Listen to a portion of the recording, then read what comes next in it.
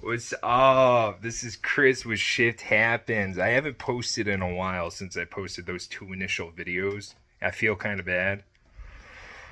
I've been kind of going through shit. I got laid off at the beginning of November, so I've just been couch rotting and job searching. You know, the new Black Ops came out right at the end of October, so I've just been kind of dicking around with that. I also haven't had the funds to do anything, but today we're going to do something a little cheap, a little fun, but today we're going to be reviewing and looking at this eBay shifter.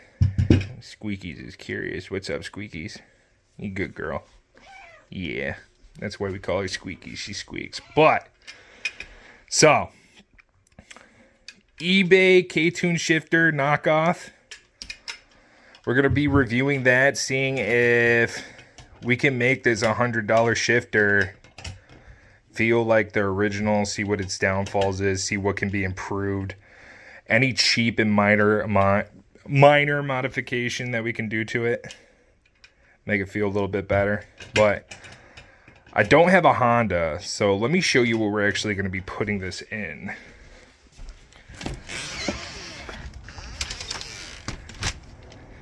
This is what it is going in, or more than likely what it's going in, depending on how well I like it or whatnot. But this is my Toyota MR2. This is the project and race car. It's actually got an engine swap. Funny enough, y'all have seen the Turbo TC. Well, this has a TC engine swap. It's a 2.5 liter 2AR engine from Camry, RAV4. Some other vehicles use it, I'm sure. I can't remember off the top of my head though. But so this is the engine swap. We're actually going to be doing broken boosted setup on this. We're going to have a budget of $2,500. And you know what? Some people wouldn't say that's cheap or broke status budget, but considering this is a custom engine swap and there's no plug and play kits they can rebuy, even with like the stock platforms the engine came in, nobody makes turbo kits for the second generation Scion TC anymore, so everything's gonna have to be custom. But yeah, I'll be doing that. It'll probably be like a 4 or 5 part series, probably 5-part series. But this is the inside of the MR2. She's gutted right now a little bit, partially. I'm gonna take out more, but since it's gonna be gutted, this stock shifter is gonna be ugly. It's got some slack in it. Trying to get the street cred, you know, but I think the billet would look a lot better than this plastic. And if I can find a cheap enough, good enough option, I'm gonna go with it. But that's enough about the MR2. Let's get on the breakdown of the actual shifter itself. All right, so let's actually get down to the breakdown. I've already kind of taken apart this and looked about and seen what issues it specifically has. I put it back together as is. I haven't modified anything. I'm gonna show you exactly like the condition I received it. But first things first, you get the actual shifter, obviously. A lot of these just come as the raw billet. This is, it's either anodized or painted. I haven't figured out yet. It's holding up really well, so I think it's actually anodized. But who knows? It's fucking China. But first things first, slack up the wazoo. And honestly, that's the only issue I have with it. Other than that, it feels good. The spring tension for the left-right motions of the shifter, it's nice and tight. It actually feels good. What you get with it, you get the extension for the actual shift handle, lever, whatever the fuck. you get some Allen keys. And then, so this is adjustable. This can be used on multiple different applications. So it has the one slot here to place that cable. I don't even know what to call it. Cable holder, cable channel. I don't know. But because it's made for more than one application, they made it so you could switch it up depending on where your cables fall. You can have it sectioned there or sectioned here further up depending on what you need. It's actual metal. I can't believe that. And from the machining marks I can see, it looks to be billet. I mean, this is solid pieces. It's all thick fucking metal, and it seems seamless in one piece. I'm actually kind of surprised for $100. Let's get this thing together though, so I can kind of show you what I saw. We're going to be using the Allen key given. Tighten this down so we can actually feel it. Let's see. What? Make sure those bitches are tight. Not too tight though. We don't want to strip anything. Especially since I'm returning this. I just bought this for R&D, research and design purposes. Trying to see if it would actually work. But look how much play we got. I don't know if you noticed this, but this actual linkage right here, shaking. Tolerances on this are not too good. And I think we can easily and cheaply address these matters and turn it into an actual good shifter. But first things first, one thing I noticed, like I said, this moving, there are a few things to address there that could help with that a lot and make it a good shifter. So this little Allen bolt is holding on the spring and like the actual fulcrum point of it. So one thing I noticed with this,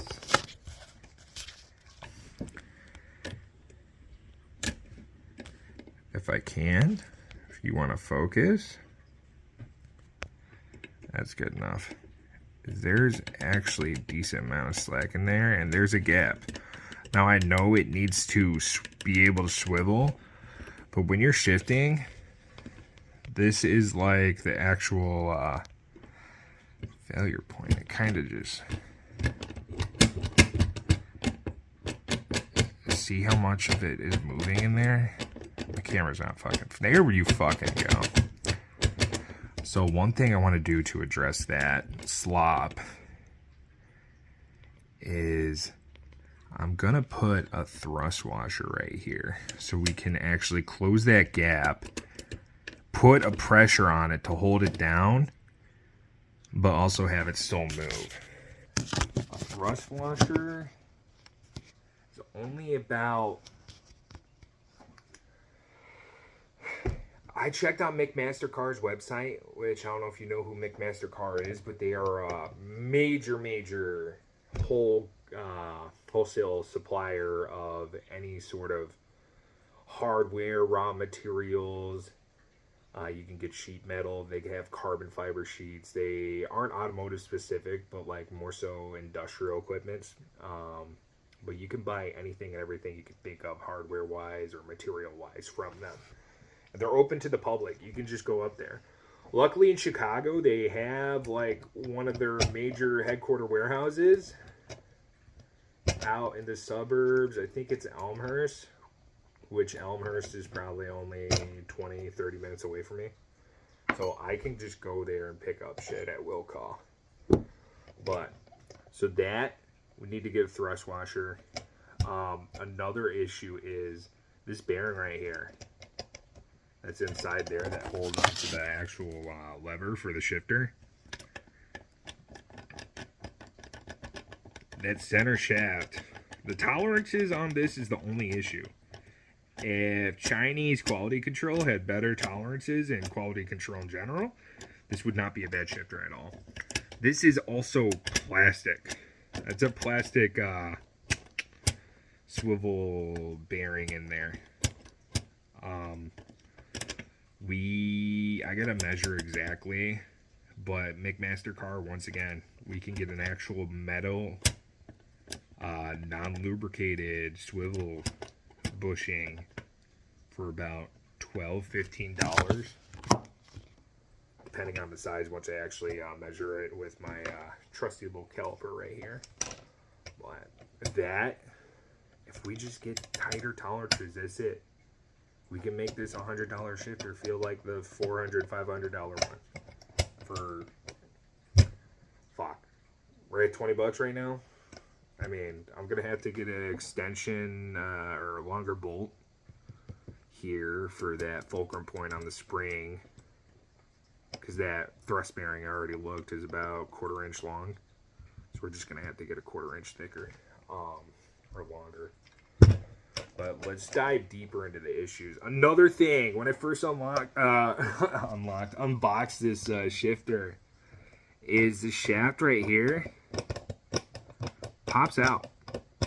So when I was taking it apart, I found out that there are set screws right here and right here to actually hold that shaft in. They were not tight.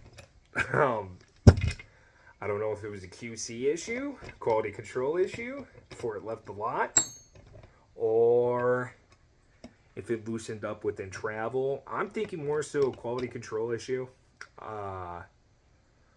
But anytime you buy cheap parts like this, always check to make sure the hardware is actually tight. I would go as far as putting Loctite on it, because it's probably going to vibrate out.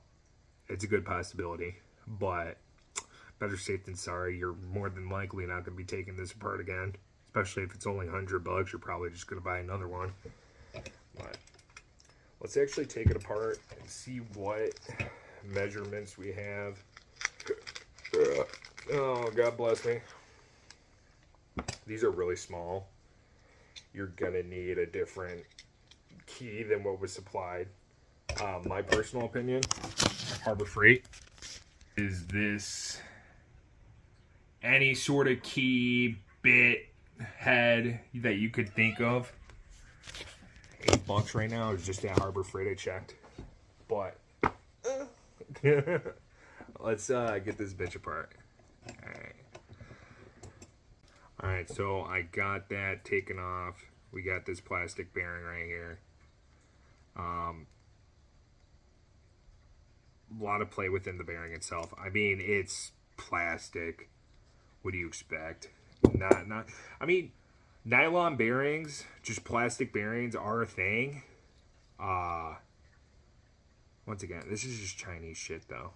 So once again, tolerances and QCs aren't as good as any other manufacturer that actually sells a half decent actual market value fucking part.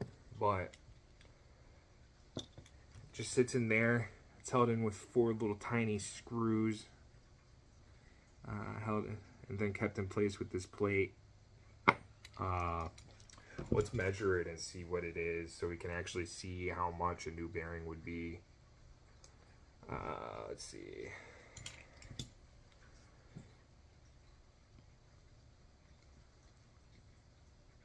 We're looking at about, what is that, 21.9 outer diameter.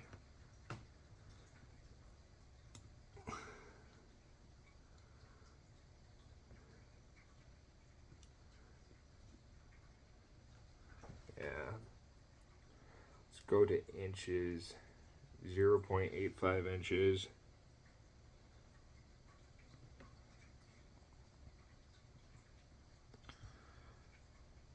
Yeah, we can find a fucking bearing with that. Now, one thing, you got to get the outer diameter of the bearing. I wouldn't measure the bearing itself just because it's plastic and it can stretch. I'd get the actual housing measurement, inner diameter, obviously. Let's see what the shaft diameter is.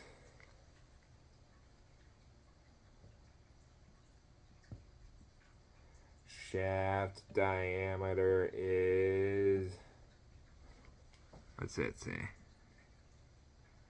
0.37 inches. What's that in millimeter? 9.7. 9.8.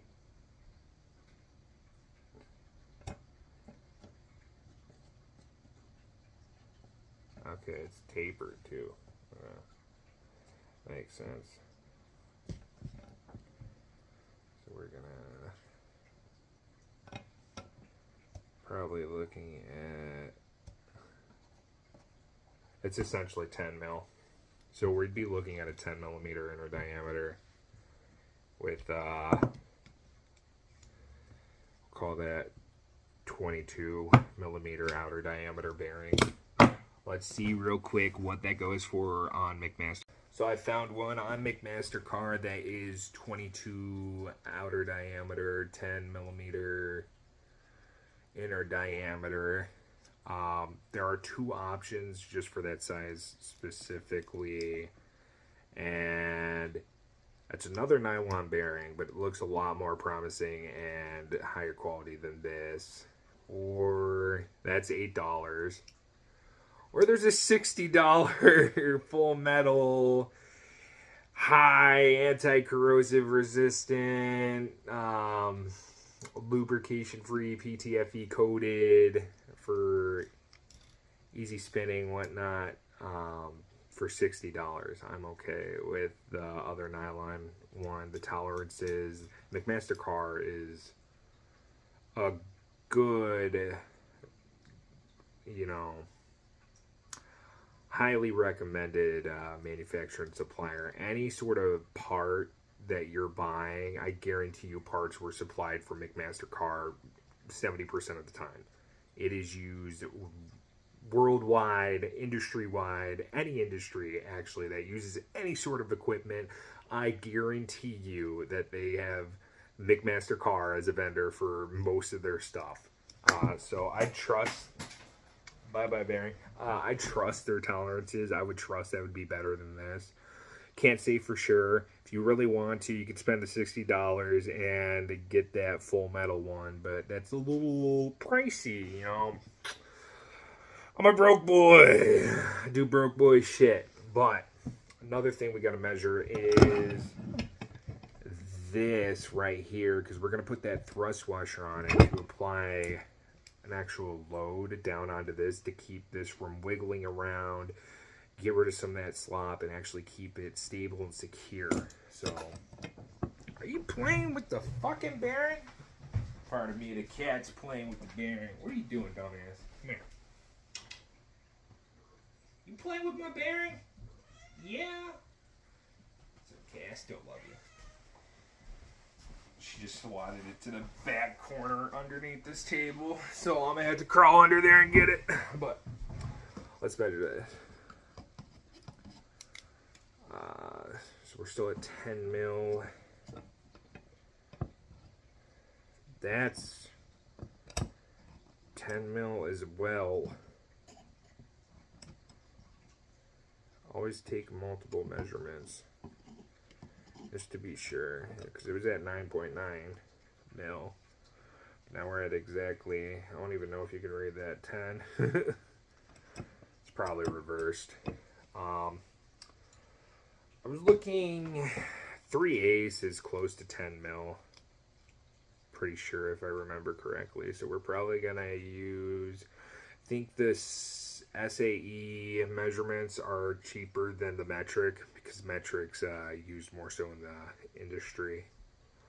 But you think it would be the opposite, because that's the one being produced most of the time, but I don't know. But let's take a look at a thrust bearing for this, so we can apply that pressure, but still, you know, give it the ability to move around. You know, if you tighten this down, you just put a washer on here and tighten it down.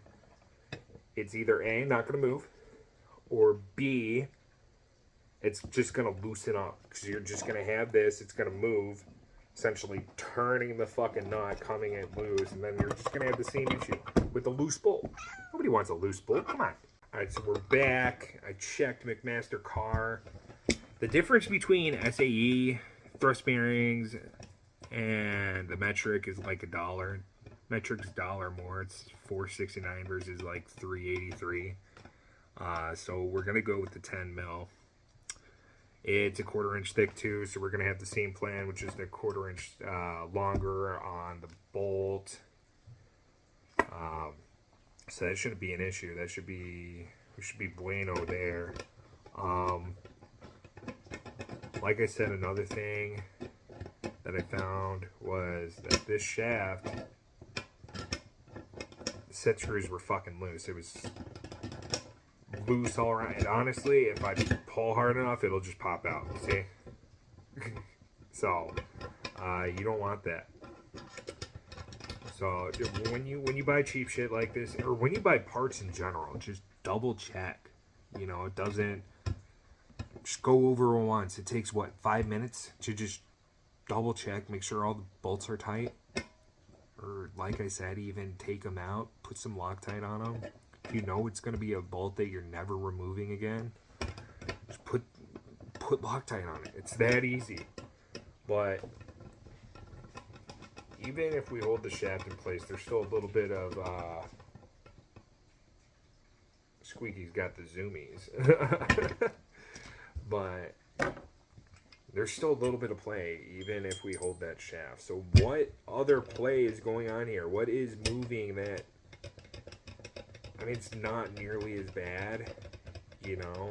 I'm going to live with this, but I still want to investigate and show you guys what exactly is causing this to move. And how you can implement something else to make it worth that $500 shifter. But, so, I'm trying to think about how to go about this.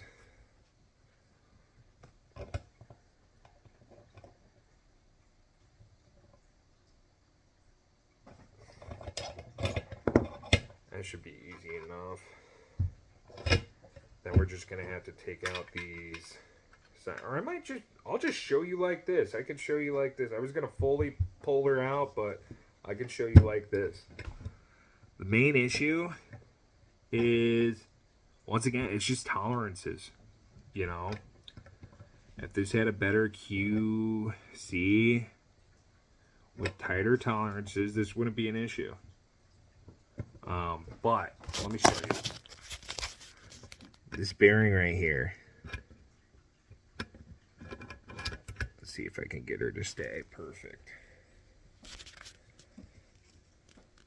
This shaft is what goes in there. That's where those channels are for those set screws, where it wasn't even digging in. But look at this. This bearing, it's a cheap Chinese bearing, obviously. Cheap Chinese product, it's cheap Chinese parts. There's a lot of wiggle room just on the inner diameter of the bearing itself.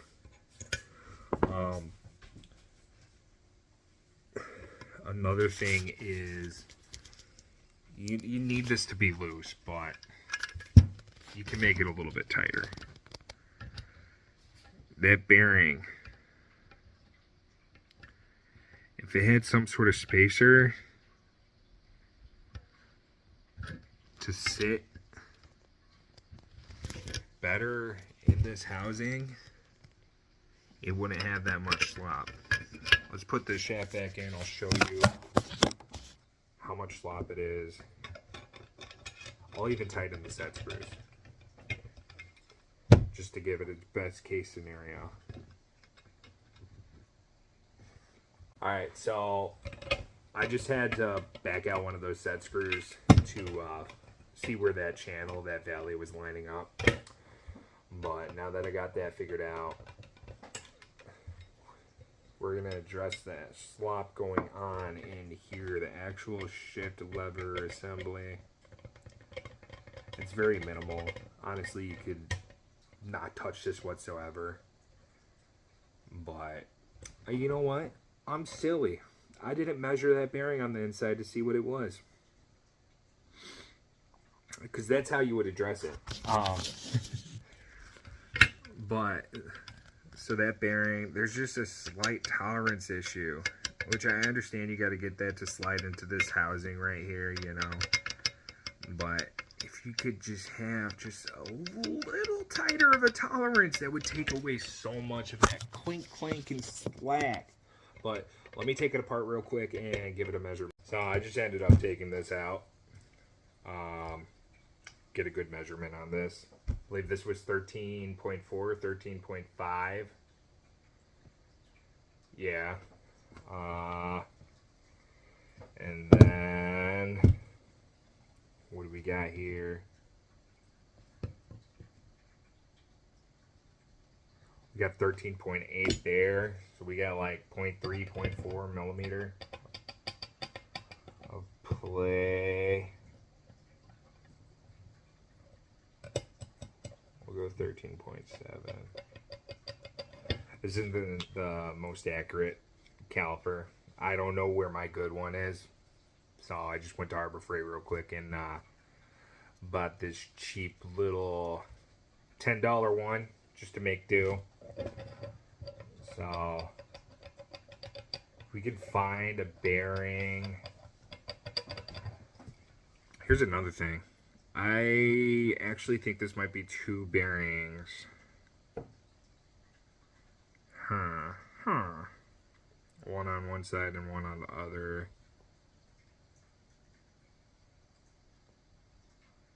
It's got a stamping of 6900 Z. Z's and Z. Let's see. I don't know. We're going to have to do some digging on that one. I don't know if I'm necessarily going to touch that. I can live with the click-clack a little bit. I mean, you figure when you're shifting, it's going to be click-clacking anyways. You're going to be, you know, banging them gears and drinking them beers. But fucking, yeah, that was my little review on this. I hope any of my input could help you, you know, save some money but still have a quality shifter. I'm thinking for my application, I'm not going to use this plate. It's just bolted in with those 4 bolts right here. I'm going to make my own plate and stuff it in the MR2. It's for $100, so it's not bad. Like I said, just minor nitpicks and modifications that could be done to make it better. But yeah, if you like what you see, subscribe. Like I said, I'm going to be doing that broken boosted setup on the MR2. That's going to be fun.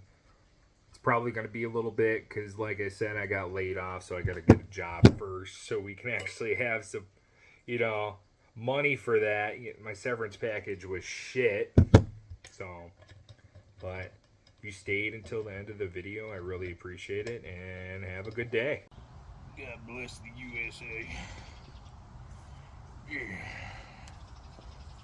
Yeah. Oh, yeah. Oh, yeah. What I'm talking about. Fucking America. America. America.